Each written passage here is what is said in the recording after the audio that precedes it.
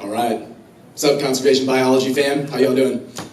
Big ups to the Mapuche people and the struggles that we just heard about in Colombia as well. I'm going to start. 5 minutes should be enough to convince you all that quality of life plans, a new approach to conservation in the Peruvian Amazon, can really transform how development works with local people. And I'm going to talk based on our experiences as the field museum working in the Peruvian Amazon. So what has the history of indigenous people's relationship to conservation and development been like so far?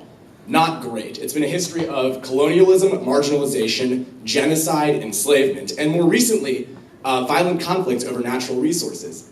There's been some gestures by the broader world to reconcile some of this fraught history, often under the guise of a quaint ideology known as development.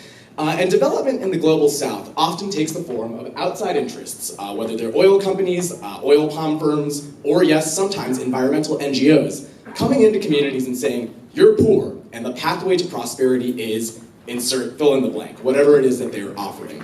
This approach that we've advanced with our indigenous partners and other friends in Peru aims to flip this model on its head, to invert how this works, to create spaces for communities to reflect critically on their strengths, their knowledges, and how they do things, to insist on their priorities that make sense to them locally. So how does this work? Well, we build on tools that recognize the strengths and knowledge of communities that they have traditionally, to understand, for example, that they don't need help necessarily from the outside world to organize themselves and to carry out tasks. They have deep systems of organization, mutual aid, and reciprocity that exist. And they also have a strong history of insisting upon their rights to the outside world. And they've won big wins and gains territorially through those processes. Participatory mapping shows that they have deep natural resource wealth and tremendous knowledge of how to use it.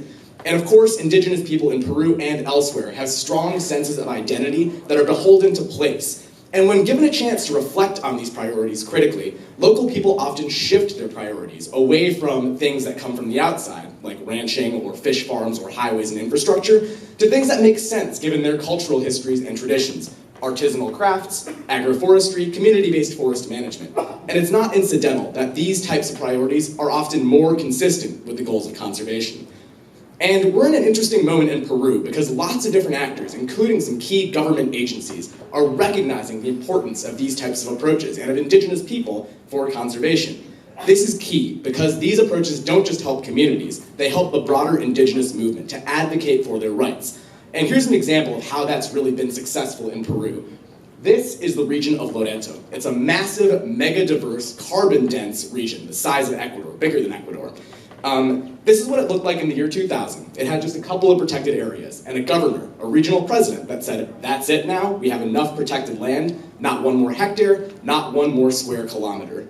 This is what Loreto looks like today. It's a massive difference. And this huge difference, this growth in protected areas stewarded by local people, has happened because of the insistence and the organizing of indigenous people largely and their allies to demand that they are good stewards of these lands and should be given the rights to manage these customary lands that they hold.